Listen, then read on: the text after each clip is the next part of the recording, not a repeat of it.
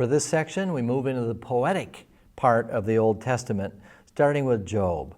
I always think of Job as a guy who could trust God when disaster strikes.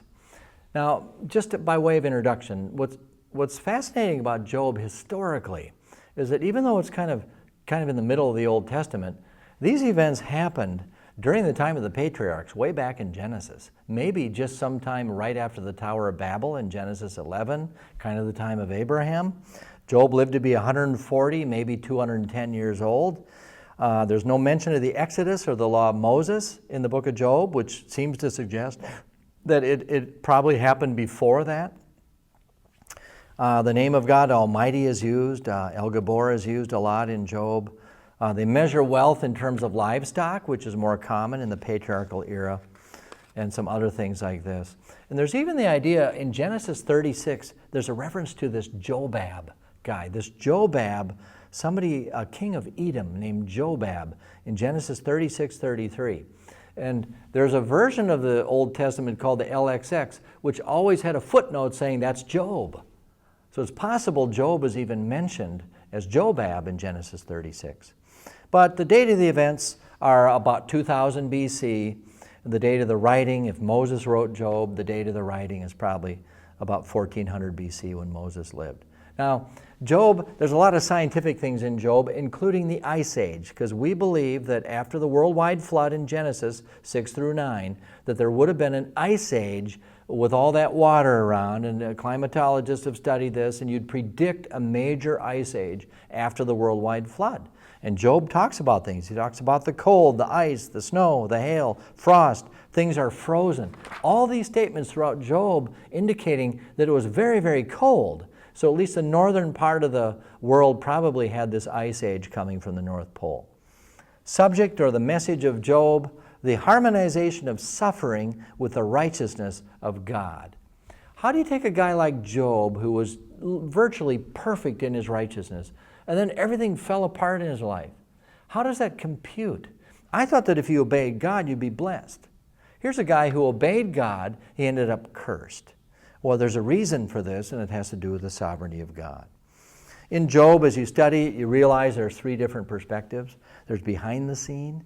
God is dealing with Satan in the heavenlies, and they're cutting a deal about Job. And God says to Satan, go ahead and take on Job, and he'll be the proving ground of my love and my mercy and my care for my creation. Then there's on the scene, that's the trials of Job in chapters 1 and 2.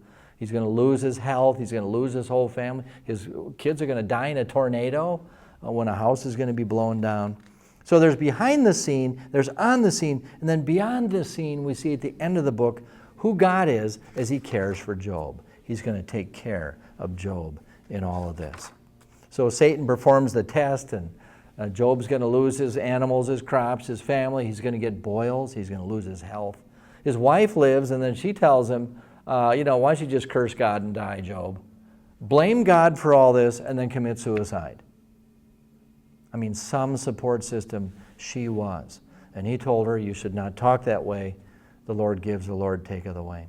So once that occurs, and Job is in his just really earthy scene there. He's in the city dump, scraping all his boils and itches with broken clay pot. He's got potsherds, and he's scratching away and trying to get comfortable. His wife comes by. And then his friends come by. He's got 4 friends who come by. And so most of Job is round 1, round 2, and round 3. Round 1 is chapters 4 to 14. Round 2 is chapters 15 to 21. Round 3 is chapters 22 to 26. And it is a very strong debate, back and forth, very formal kind of debate structure. With these 3 friends telling him, Job, here's why you're so sick. You got sin in your life. Well, Job's going to talk with them and argue with them. I don't have sin in my life. The 4th friend, for the first 3 are Zophar, Bildad, and Eliphaz. Then Elihu comes by. He's the youngest of the 4, so he waits and defers to be last. And he says, really, you just need to be purified, Job, but you don't have a sin in your life. God's just doing a little nipping and tucking, a little trimming to clean up your life. And then basically God chimes in at the end of the book, and God says, look, I'm sovereign, and that's why you're suffering, and that's all there is to it. I just want to do it that way, and that's fine, Job. You just have to accept it. So Job, at the end of the book, he repents in chapter 42. He says, I relent, I repent, I've been prideful. He realizes that all I need is you, God. I don't need my health. I don't need my family. All I need is you. So at the very end of the book, Job gets all his possessions back. At the beginning, he had 7,000 sheep. At the end, he gets 14,000. He had 3,000 camels that died in chapter 1. He's got 6,000 at the end of the book. He had 7 sons and 3 daughters in chapter 1. He's going to get 7 new sons and 3 daughters again by the same woman. And then his life is going to double, maybe even triple. He was 70 years old toward the end here, and he may have lived to be as old as 210. So it ends well after a great struggle that he had with God and with his own life. So that's Job. Psalms is like songs of worship and wisdom. This is the hymnal for the Jewish people. They had a hymnal. You go to church on Sunday, or at least we used to go to church and have hymnals in the pews. These are our songs of Christianity. Well, the Psalms is the Jewish songs that celebrate their history. So the Psalms is really a worship service manual and how to worship. And there's many different kinds of psalms. There's prophetic psalms, praise psalms, penitence psalms where people are repenting, patriotic songs, and different psalms like this. Some of the highlights I can share with you briefly from the Psalms. Psalm 1 is like the doorkeeper to the whole book, contrasting those who are righteous, those who are wicked, and it kind of sets the tone for the book of Psalms. Psalm 7 is the first imprecatory psalm. That's where the psalmist, probably David, is saying, God, crush my enemies, bash their teeth in, destroy my enemies. It's called an imprecation. This is something that the psalmist would do. The most quoted psalms are Psalms 269 and Psalm 110. Psalm 23 is the most famous psalm. The Lord is my shepherd. So Psalms is like the worship manual. Proverbs is like the teaching manual. It's an excursion in the skill of living. Wisdom is a Hebrew word, chachma. I'll try to say that again, chachma. It really clears your throat when you say some of those Hebrew words. But chachma is the skill of living, the application of truth to life. And that's what's going on in the Proverbs. If you ever want to get wise, student, you want to be smarter about how to live, then study Proverbs, memorize Proverbs. Read one Proverbs chapter a day for a whole month. In 31 days, you'll get through all 31 chapters. You'll be wiser. That's what wisdom is. Some of the highlights in the book of Wisdom is on Enticed by Sinners. Chapter 1 actually talks about peer pressure. We all struggle with peer pressure, young and old. Wisdom brings security in life. Wisdom can bring long life and happiness. If you're a wise person, you'll live longer. Why? You won't go around doing dumb things that will get you killed or injured. Wisdom, a lot of wisdom dealing correctly with others. Wisdom in avoiding adultery. If you look at Proverbs chapters 5, 6, and 7, you will read very strong mandates against committing adultery, going into prostitutes and things like this. There's wise financial dealings that come out in the book of Proverbs. Some final exhortations in Proverbs, exhortations for rulers, warning people who are kings, don't become immoral, don't multiply wives. Well, Solomon did that. He multiplied all kinds of wives. Warning against intemperance. If you're a king and you're a ruler, don't go around drinking and getting drunk all the time, or you'll create rules and laws, and then you'll forget what you created, or you'll forget what you mandated. You'll forget all that. And so there's warnings. If you're going to be a king, don't multiply women and don't multiply wine. Then there's exhortations for wives. You've got to read Proverbs 31. The virtuous woman, she's trusted by her husband. She delights in the work she does in the home and outside of the home. She provides for others. She not only knits gloves and warm clothes for the winters for her own family and children, she makes enough for other people too. And she's a spiritual woman, this godly woman. Now, of course, Solomon wrote the Proverbs. He also wrote Ecclesiastes. Ecclesiastes is the next book in this poetic section. And I call it living beyond the sun. Because in Ecclesiastes, the first few verses, it says there's no soul satisfaction under the sun. Everything is vanity. Like Billy Graham used to say, it's a bubble that burst. Vanity is just, it's nothing, it's nothingness, it's emptiness. Life is empty if you live it with no reference to God.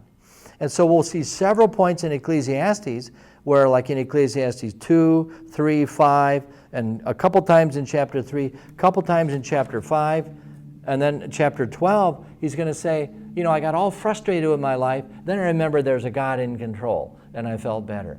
So there's a God hunt, a God statement 7 or 8 times throughout the book. The expression under the sun is used 29 times in the book of Ecclesiastes. That's earthbound temporal living. What you see all around you as you live your life, that's living under the sun.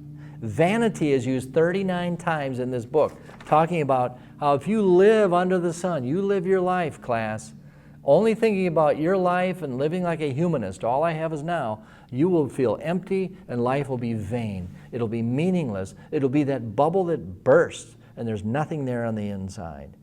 So Solomon, in this book, he's going to review on his life. I think Song of Solomon was the early part of his life, and Proverbs was the middle part of his life, and Ecclesiastes, he's kind of repenting and saying, I pretty much screwed up a lot of things in my life. Like he explored wisdom, he explored pleasure, he got all these wives, he explored production. He decided in chapter 2, I'll be a workaholic. I'll just work and work and work, and maybe that'll make me happy. Well, it didn't make him happy. And his epilogue on all that was, live for God. Look for God in your life. That matters far more. He considered in chapter 4 the futility of human oppression, the futility of labor, futility of monarchical succession in chapter 4. He says, you look at life and you have this king, and then that king, and then this king. Or in our country, you have this president, that president. Then you have another president, and nothing really changes. He says it's all futile. So his conclusion is, in the final chapters, consider that God sovereignly works in everything. Consider the limits of human wisdom. We can't figure out all of our lives. So just let go and let God. You know, love, discipline, hang loose. The hang loose part is trust God for the outcome of these things. God's providence is working. There's unpredictable things in life where you just don't know. I didn't know the stock market was going to crash. So I'll cast my bread upon the waters, and I'll invest in other places too. Things like this. But the last part is where he has this great message toward younger people. And a lot of you fit into this category here. He says in Ecclesiastes 12, this is a study here. Remember also your Creator in the days of your youth. When you're young, remember God. He's saying, I didn't do that. Before the evil days come and the years draw near, when you will say, I have no delight in them. Everybody over 40 starts getting aches and pains, and life isn't as fun anymore, and you wish you could be young. That's what he's saying. And he's going to go on to describe getting old. He's going to say, the grinding ones are few. I'm losing my teeth. The mighty men stoop. My legs are weak. My eyes, I'm losing my eyesight. I can't hear as well. He says, I used to be able to hear the mill grinding down the street. I can't even hear the mill grinding because I'm getting old. It's like in chapter 12, it's like a parable on getting old. Furthermore, verse 5, men are afraid of a high place and terrors on the road. You know, older people really shouldn't be out on the road. They could get accosted or robbed, and they couldn't defend themselves. They shouldn't be climbing ladders and being up on roofs. It says the caperberry is ineffective. He's saying when you get older, you're no longer sexually capable of reproducing. And then the mourners are there, and then before you know, they bury this guy. So he's saying when you're young, that's when you need to make the decision, class. I'm going to walk with God. I'm going to decide now. I'm not going to wait till I get old and I'm falling apart like Solomon here. And I'm going, man, I wish I would have lived my life differently. Remember your Creator in the days of your youth. Then Song of Solomon. I'm going to close this section of Song of Solomon.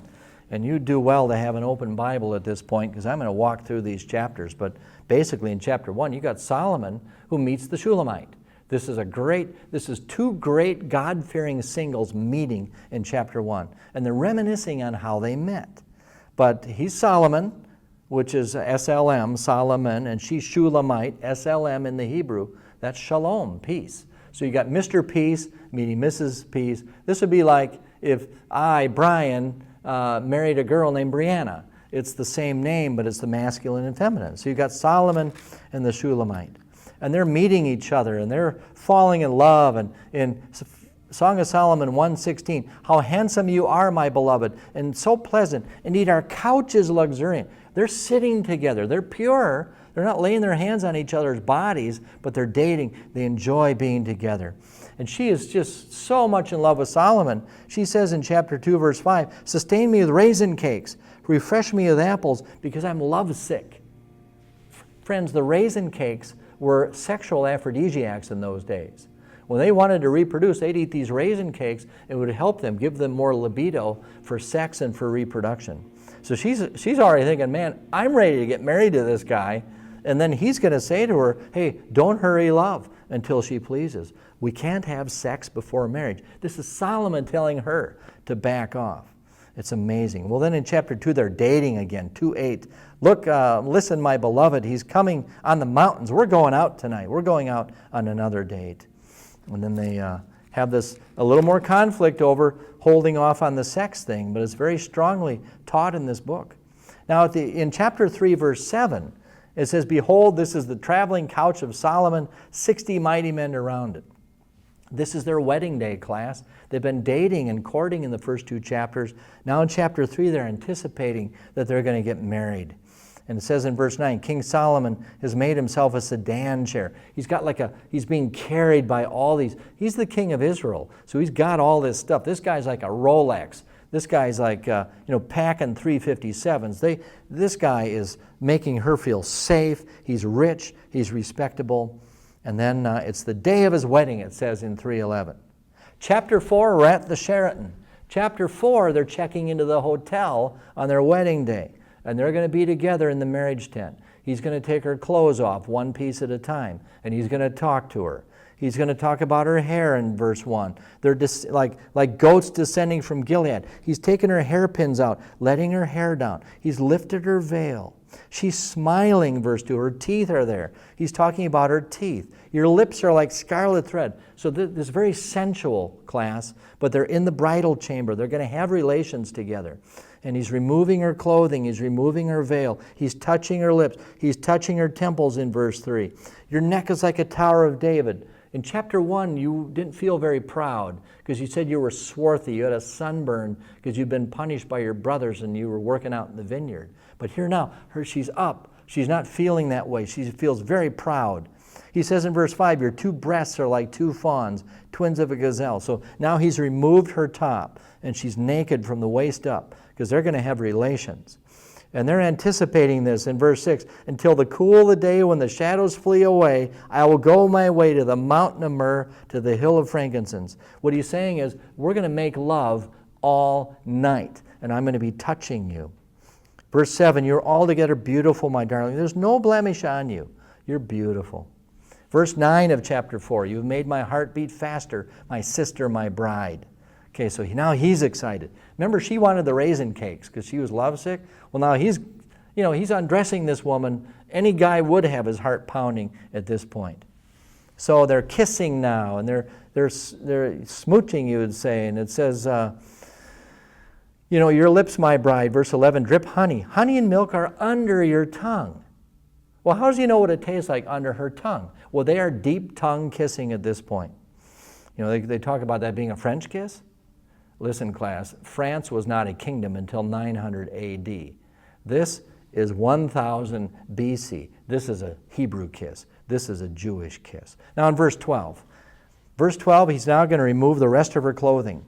A garden locked is my sister, my bride, a rock garden locked, a spring sealed up. What he's saying is he's now engaging her in her sexual genitals. And he said, somehow he knew she was a virgin. You've saved yourself for marriage. You kept the garden gate locked. And I always tell young people especially, girls, keep the garden gate locked till you get married. Guys, keep your zippers up until you get married. Because that's the teaching of Song of Solomon, about having sexual purity before marriage. Okay, this is going fast here. Now in verse 16 of that chapter, she's going to invite him into her sexuality. Awake, O north wind, and come, wind of the south. Make my garden breathe out fragrance. Let its spices be wafted abroad. Now the garden is a reference to her sexual area down there. It's a metaphor for this. May my beloved come into his garden and eat its choice fruit. So she's now in the bridal tent, disrobed. He's said all these nice things to her. She invites him to consummate sexually. And that's what's going to happen between chapter 4 and chapter 5. Because in chapter 5, verse 1, he says, I have come into my garden, my sister, my bride. And so they complete the consummation, and then they have the honeymoon. And this is, once they're married, they have a honeymoon. They have a little fight, a little lover's quarrel there, which they resolve that. And then later on, they're going to have relations again. I think in chapter 7. I think chapter 7 describes them having sex again. They're removing each other's clothes, and this is a good thing. I am my beloved's, and his desire is for me. Well, the last part of Song of Solomon, and the last part of this portion of our course, is they've been married for a year, okay? They've been married, and now they're going to go visit in the villages where she grew up, and they're going to go out and visit in the home, her home, where she, the Shulamite, grew up. And they arrive there, and it says in chapter 8, verse 5, who is this coming up from the wilderness, leaning on her beloved? So they're coming from Jerusalem out to the countryside. And really, this is the love chapter in Song of Solomon, chapter 8, verses 6 and following. She just is so passionate for him and so excited for her brothers to meet this guy she's married. And this guy, of course, is Solomon, the wealthy king of Israel. And so the brothers say in verse 8, we have a little sister, and she has no breasts. So the brothers are going, yeah, you're in the house. I see you're married. Great to meet Solomon. And, you know, we're reminiscing now to back when you were pre-adolescent. You didn't have any breast development. We have a little sister. She has no breasts. What shall we do for our sister on the day when she is spoken for? So what's going to happen when our little sister grows up someday and gets married? How are we going to handle that, brothers? See, they're reminiscing here. This is sweet. It says, if she is a wall, we will build on her a battlement of silver. In other words, if this little girl grows up and goes through adolescence and isn't sexually immoral, then we're going to reward her with silver. But if she's a door, if she's immoral, like a revolving door, chasing one guy after another, we're going to lock her with barricades of cedar. We're going to lock her in her room. She says in verse 10, I was a wall, and my breasts were like towers.